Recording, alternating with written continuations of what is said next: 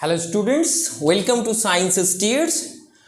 চলতরিতে দশম ভিডিওতে তোমাদের সঙ্গে যেমনটি বলেছিলাম আলোচনা করব তড়িৎ ক্ষমতা ও তড়িৎ ক্ষমতার ব্যবহারিক একক সম্বন্ধে।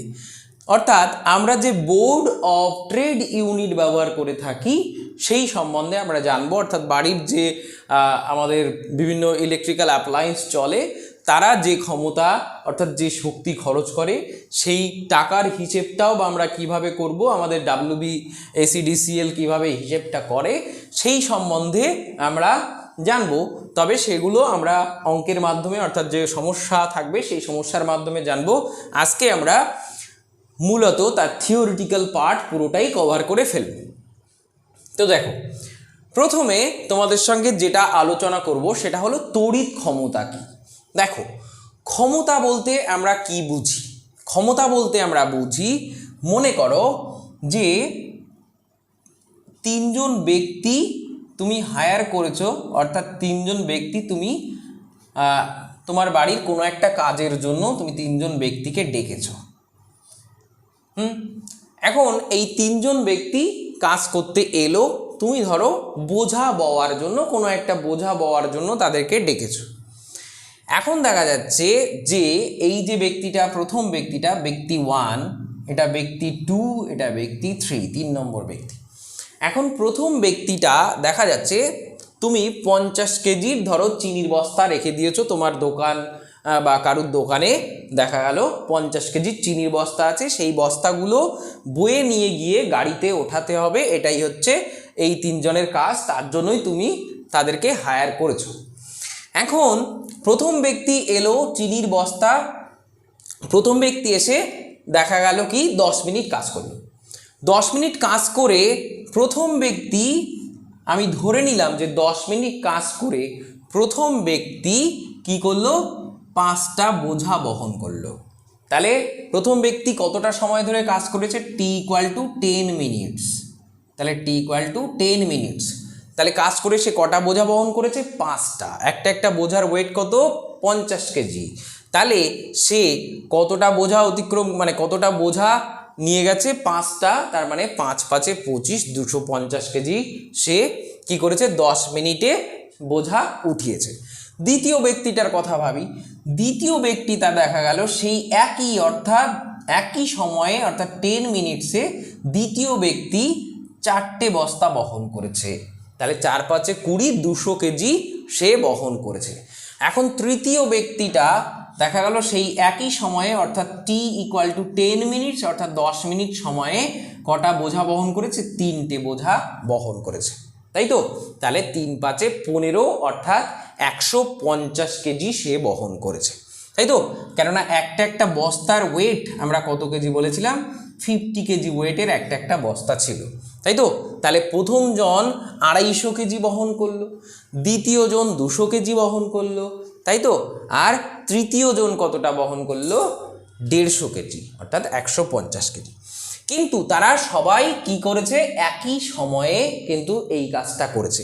এখন এই বোঝা বহন করার মাধ্যমে আমি আসলে কি বোঝাতে চাইছি দেখো, আমরা জানি কৃতকার্য মানে ক্লাস 9-এ তোমরা পড়ে ফেলেছো যে কৃতকার্য, এই ক্ষমতা মানে কি? ক্ষমতা মানে একক সময়ে যে পরিমাণ কাজ হয়, তাই তো? যে পরিমাণ কাজ হয়। তার মানে কোনো ব্যক্তি একক সময়ে যে পরিমাণ কাজ করে তাকেই বলা হয় পাওয়ার, অর্থাৎ তার ক্ষমতা। তাহলে একজন ব্যক্তি, তাহলে এই যে ব্যক্তিগুলো রয়েছে সেই ব্যক্তিগুলোর মধ্যে সবচেয়ে ক্ষমতাশালী ব্যক্তি বলে আমরা কাকে ভাববো? দেখো, একই সময়ে তিনজন কাজ করেছে, কিন্তু এই যে প্রথম ব্যক্তি সে 5টা বোঝা বহন করেছিল অর্থাৎ 250 কেজির বোঝা বহন করতে সক্ষম হয়েছিল। তার মানে এ নিশ্চয়ই বেশি কাজ করেছিল, কেননা কাজ মানে আবার কি? কাজ মানে হচ্ছে বেশি বাধা অতিক্রম করা। এখন দেখো, একটা 50 কেজির বস্তাকে পৃথিবী কত বল দ্বারা টানছে? দেখো, একটা 50 কেজি 50 কেজির এখানে যদি একটা বস্তা হয়ে থাকে, সেই বস্তাকে পৃথিবী কত বল দ্বারা টানছে? M × G, যেখানে M কত? 50 কেজি ইন্টু জি আমি 9.8 না ধরে সহজ করার জন্য 10 ধরলাম। তাহলে সেক্ষেত্রে আমরা দেখতে পাবো কত নিউটন বল প্রযুক্ত হচ্ছে? 500 নিউটন বল প্রযুক্ত হচ্ছে। তাহলে একটা 50 কেজির বস্তাকে পৃথিবী 500 নিউটন বল দ্বারা নিচের দিকে টানছে।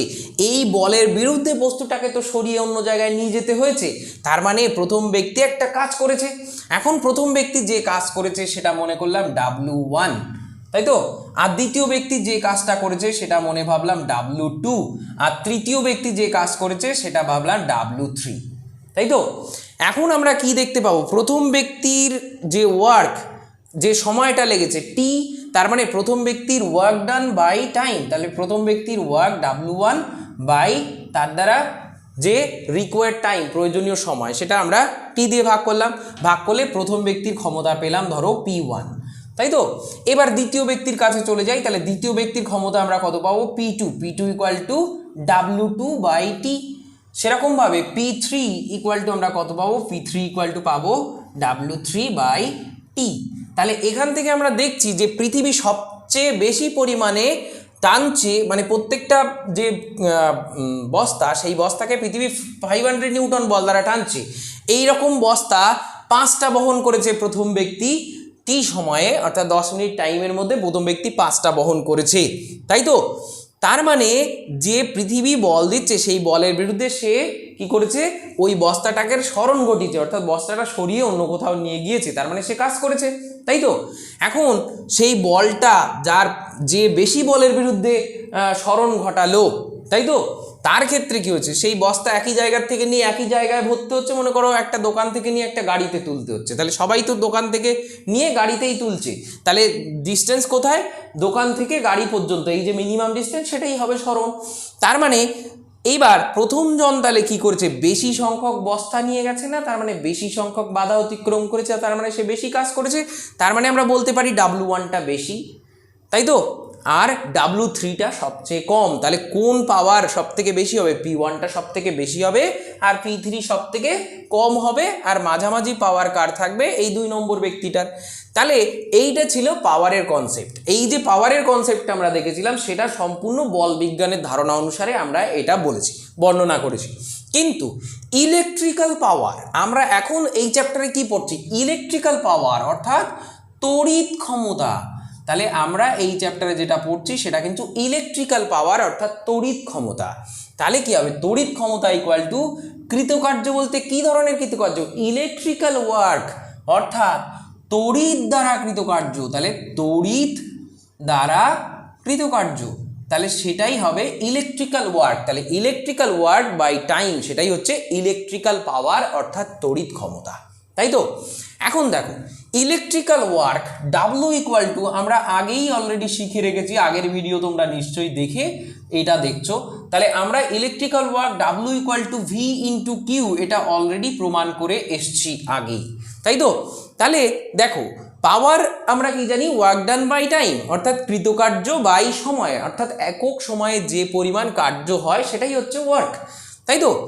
এখন তাহলে electrical work W equal two কি হয়, V ইন্টু কিউ, আমরা আগেই প্রমাণ করে রেখেছি। তাহলে সেই V ইন্টু কিউ যদি আমরা এই ইকুয়েশনে বসাই, তাহলে আমরা যেটা পাওয়ার পাবো, ক্ষমতা পাবো, সেটা হচ্ছে ইলেকট্রিক্যাল পাওয়ার অর্থাৎ তড়িৎ ক্ষমতা। তাহলে দেখো W জায়গা রিপ্লেস করে আমরা V ইন্টু কিউ লিখেছি, আর T দিয়ে যেমন ভাগ ছিল ভাগ দিয়েছি। তাহলে এখান থেকে আমরা কি দেখছি, টি কেটে গেল, তাহলে P equal to V into I হলো, তাই তো। তার মানে electrical power is equal two voltage into কি, কারেন্ট।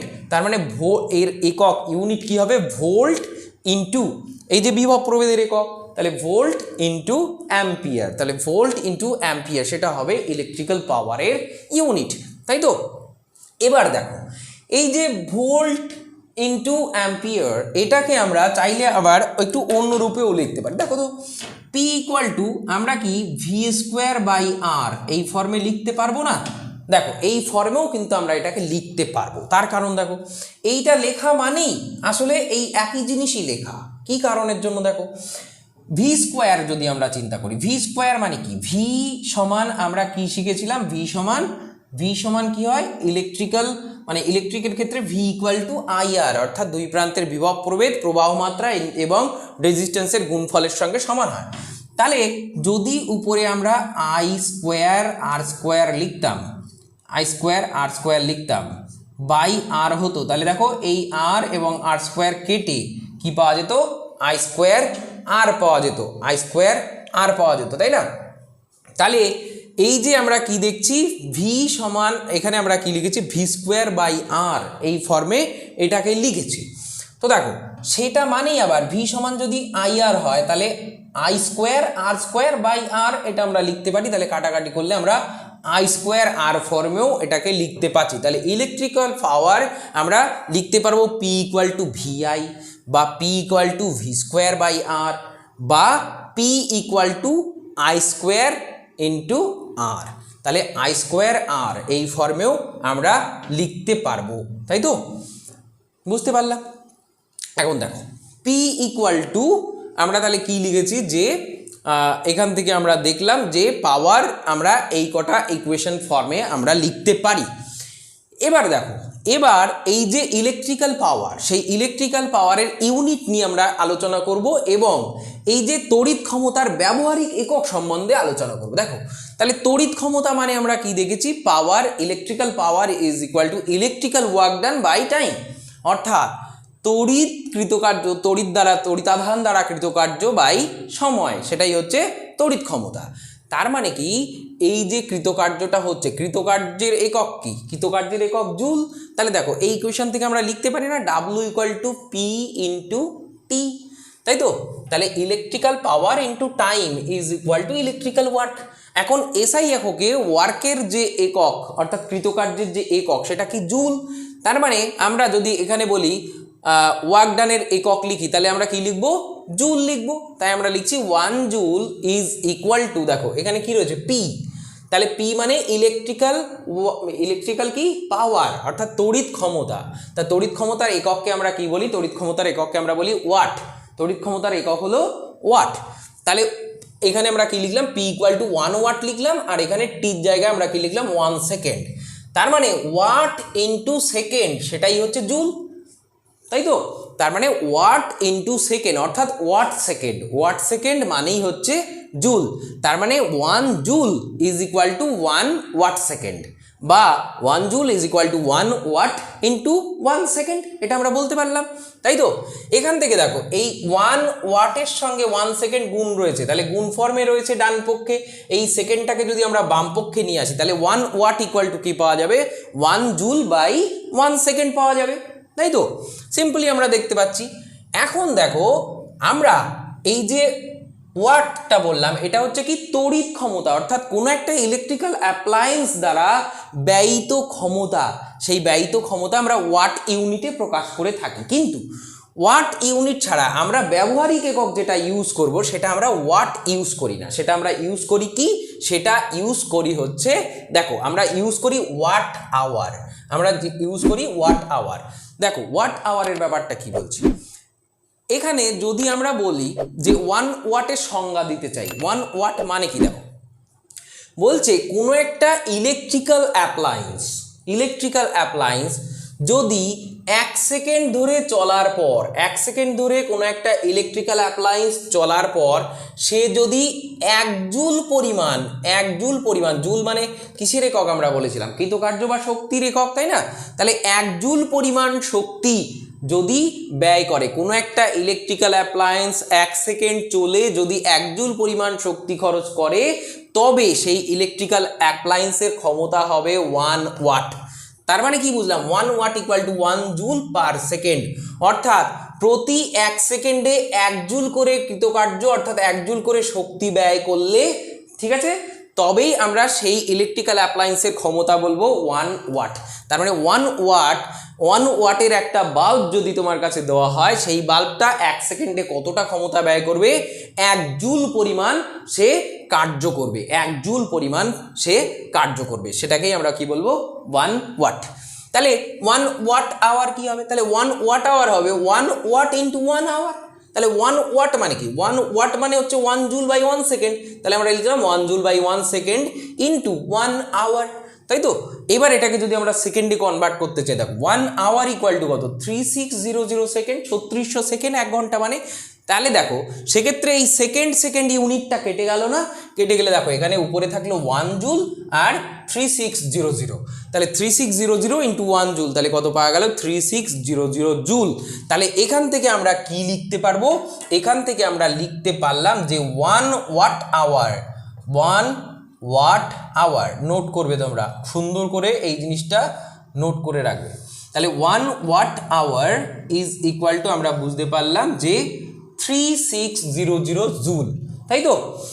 দেখো এই জিনিসটা কিন্তু কঠিন নয়, একদমই সহজ জিনিস, কিন্তু এমনভাবে পাজলড ওয়েতে এক্সপ্লেন করা হয় বা বইতে দেওয়া থাকে অনেক সময়, তোমরা একটা কনফিউজড হয়ে যাও কোনটা কার সঙ্গে কীভাবে জয়েন রয়েছে। সেই জন্যই বলছি একটু নোটস করে রাখবে বা বইয়ের পাশে লিখে রাখবে, তাতে তোমাদের সুবিধা হবে। তো যাই হোক, তাহলে আমরা 1 ওয়াট মানে বুঝলাম যে কি, যে একটা ইলেকট্রিক্যাল অ্যাপ্লায়েন্স যদি 1 সেকেন্ড চলে 1 জুল পরিমাণ কার্য করে বা 1 জুল পরিমাণ শক্তি খরচ করে, তবে তার যে ক্ষমতা সেটাকেই আমরা বলি 1 ওয়াট, তাই তো। আর 1 ওয়াট আওয়ার কি বলি, 1 ওয়াট ইন্টু 1 আওয়ার। তাহলে 1 ওয়াট মানে অলরেডি আমরা জেনে নিয়েছি 1 জুল বাই 1 সেকেন্ড, তাহলে 1 জুল বাই 1 সেকেন্ড লিখলাম, আর 1 আওয়ারটাকে আমরা সেকেন্ডে কনভার্ট করে নিলাম, নিয়ে সেকেন্ড কেটে গেল, আমরা দেখলাম 1 ওয়াট আওয়ার মানে হচ্ছে 3600 জুল। এখান থেকে কি বলতে পারলাম, এখান থেকে বলতে পারলাম যে একটা ইলেকট্রিক্যাল অ্যাপ্লায়েন্স কি করলো, 1 ঘন্টা ধরে চললো, 1 ঘন্টা ধরে চলে যদি 3600 জুল সে ক্ষমতা মানে সে কাজ মানে এনার্জি ব্যয় করে। 360 জুল কিসের একক, কার্যের একক হতে পারে বা এনার্জির একক হতে পারে। কার্য আর শক্তি সমতুল্য আমরা জানি, আগেই বলেছি, এর আগের ভিডিওতেই তোমরা দেখেছো স্পষ্টভাবে। তাহলে 1 আওয়ার যদি একটা ইলেকট্রিক্যাল অ্যাপ্লায়েন্স চলে 3600 জুল পরিমাণ শক্তি খরচ করে, তবে তার যে পাওয়ার হবে সেটাও হবে 1 ওয়াট, তাই তো। আচ্ছা, এবার আমরা যে ব্যবহারিক এককটা ব্যবহার করে থাকি সেটা হচ্ছে কিলোওয়াট ইউনিট। কিলোওয়াট মানে কি, 1 কিলোওয়াট, কিলো যখনই থাকবে তখন তো নিশ্চয়ই আর এটা আলাদা করে বোঝাতে হবে না যে কিলো যখনই থাকবে তখন কি হবে 10⁻³ হবে, তাহলে 10⁻³ ওয়াট, তাহলে 1 kilowatt is equal to 10⁻³ watt, তাই তো। এবার দেখো 10⁻³ মানে 1-এর পিঠে 3টে শূন্য, সেটা তোমরা জানো নিশ্চয়ই। তাহলে 1 কিলোওয়াট আওয়ার ইকুয়াল টু আমরা কি লিখতে পারবো, 1000 অর্থাৎ 10⁻³ ওয়াট ইন্টু 1 আওয়ার। তাহলে 1000 লিখে রাখলাম ইন্টু 1 ওয়াট ইন্টু 1 আওয়ার, একটু ভেঙে সুন্দর করে লিখলাম।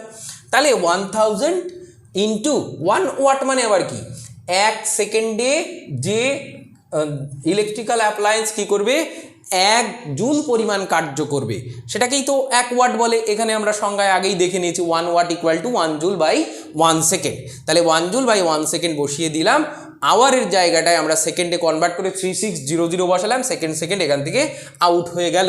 আউট হয়ে যাওয়ার পরে আমরা দেখলাম 3600 ইন্টু 1000 জুল, এটা হলো, তার মানে 36 ইন্টু 10⁵ জুল আমরা লিখলাম।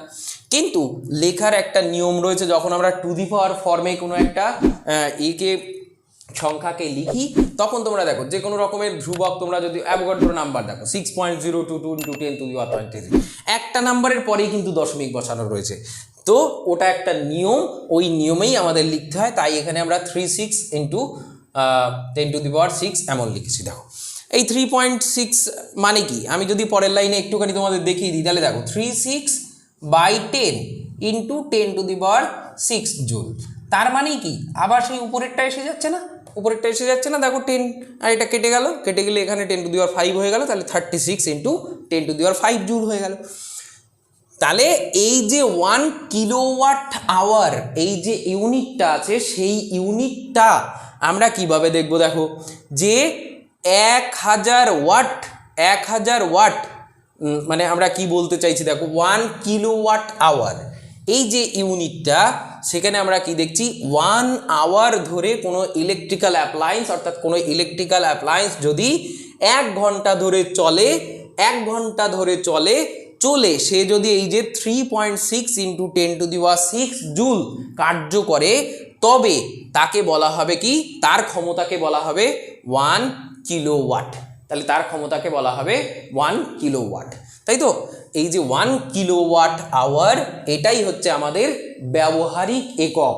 আমরা বাড়ির যে ইলেকট্রিক্যাল অ্যাপ্লায়েন্সগুলো চালাই, চালানোর পরে WBSEDCL যে বিল পাঠায়, সেখানে তোমরা দেখবা কিলোওয়াট আওয়ারে হিসাব করা থাকে।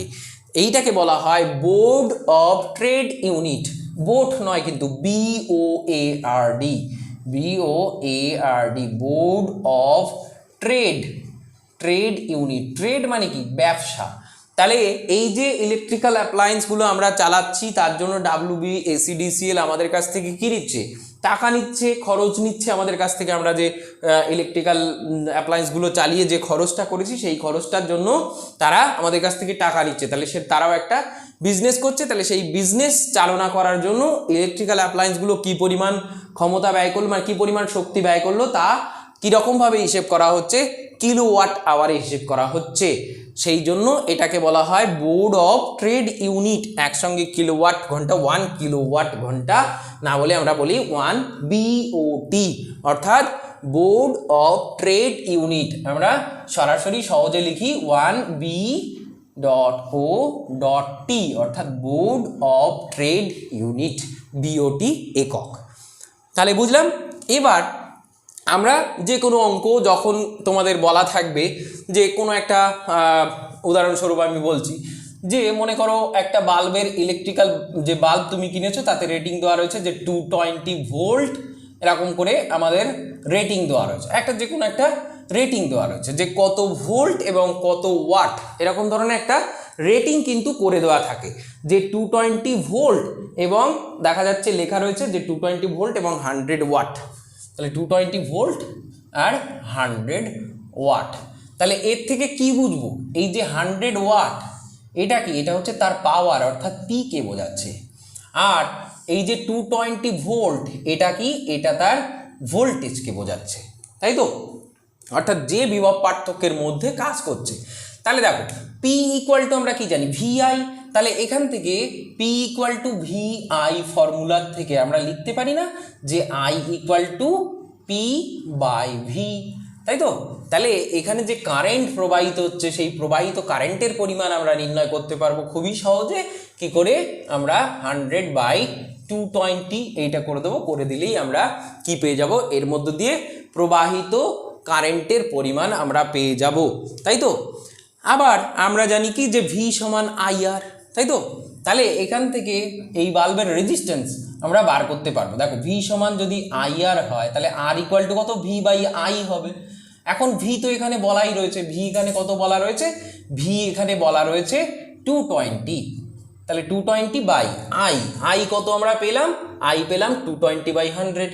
তাহলে 220/100, কেননা I মানে কত? I মানে 100/220। তাহলে নিচে রয়েছে, উল্টে গেল, তাই তো? তাহলে উল্টে গিয়ে 220/100। এখান থেকে আমরা কাটাকাটি করে রেজিস্ট্যান্সের মান আমরা পেয়ে যাব, তাই তো? তাহলে এই রকমভাবে আমরা কি করতে পারি? ক্যালকুলেশন মারফত কোনো একটা বাল্ব, ইলেকট্রিক্যাল বাল্ব যেটা দেওয়া থাকে, তার রেটিং উপরে লেখা থাকে, সেই রেটিংয়ে ভোল্টেজ এবং পাওয়ার কতটা কনজাম্পশন হচ্ছে সেটা লেখা থাকে। সেখান থেকে আমরা সেই পার্টিকুলার ইলেকট্রিক বাল্বের যে রেজিস্ট্যান্স এবং তার মধ্যে দিয়ে কী পরিমাণ তড়িৎ প্রবাহ যাবে, সেগুলো আমরা নির্ণয় করতে পারি, যার জন্য এই সূত্রগুলোর সাহায্য আমাদের নিতে হবে, তাই তো? তাহলে এত সময় পর্যন্ত যে পড়াগুলো পড়ালাম, তার মধ্যে বিশেষ ইম্পর্টেন্ট এই যে জায়গাগুলো, সেই জায়গাগুলো আশা করি তোমরা নোট ডাউন করে নিয়েছো। তা না হলে ভিডিও পজ করে অবশ্যই এগুলোকে নোট ডাউন করবে, কেননা এইরকমভাবে আলাদা করে ছাড়া করে বইতে কিন্তু লেখা নেই, তাই তো? তার জন্যই কিন্তু তোমাদের টিচারের হেল্প লাগে। কিন্তু সবচেয়ে বেশি করে বারবার বলেছি, নিজেকে হেল্প করতে শিখতে হয়। তাহলে নিজে যদি ভালো করে পড়াশোনা করার চেষ্টা করো এবং যদি সেরকম মোটিভেটেড হয়ে থাকো, তাহলে এগুলো সুন্দরভাবে নোট ডাউন করে তারপরে তোমরা ভিডিওটাকে মানে বন্ধ করো। অবশ্যই নোট ডাউনটা করো তোমরা। কিন্তু পড়াশোনা মানে লেখাপড়া ব্যাপারটা কেন বলে, পড়ার সঙ্গে সঙ্গে তোমার কিন্তু চর্চা করতে হবে এবং লিখতে হবে, তাই তো? পরীক্ষার সময় যদি দেখো যে না নিজের ওজনের অন্তত অর্ধেক ওজনের বেশি খাতা তুমি প্র্যাকটিস করে ফুরিয়ে ফেলেছো, তাহলে অন্তত বুঝবে ন্যূনতম প্র্যাকটিস তুমি করেছো। তাহলে এই জিনিসটা একটু চেষ্টা করো, তবেই কিন্তু তোমার ভালো রেজাল্ট হবে। হঠাৎ করে ওই যে বলা হয় না যে 90 পাচ্ছে কেউ, কেউ একজন 98 পাচ্ছে বা কেউ একজন 100 পাচ্ছে, এই যে একটুখানি গণ্ডি পার করাটা কিন্তু খুবই কঠিন ব্যাপার। তার জন্য তোমার কিন্তু মানে অনেক ভালো হতে হয়, অর্ডিনারির থেকে একটু আলাদা হতে হয়। তার জন্যই তোমার কিন্তু ইনডেপথ রিডিং প্রয়োজন। তো যাই হোক, এখান থেকে তোমরা আশা করি এই চ্যাপ্টার যে টপিকটা ছিল সেই টপিকটা সুন্দরভাবে বুঝতে পেরেছো। তো ঠিক আছে, যদি কোনো বিষয়ে অসুবিধা থাকে তাহলে কমেন্টে জানাবে।